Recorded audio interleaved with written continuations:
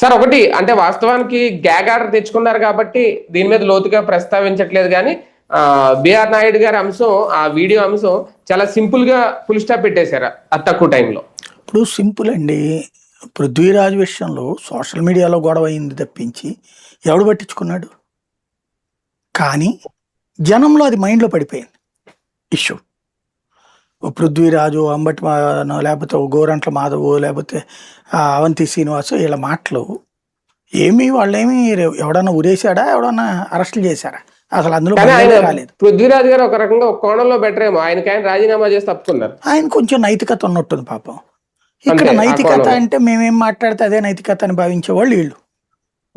కాబట్టి వీళ్ళ కాన్సెప్ట్ ఏంటంటే ఎదురు వాళ్ళకి నీతి చెప్పడానికి ఉండాలా, మనం నీతి గురించి మాట్లాడకూడదు.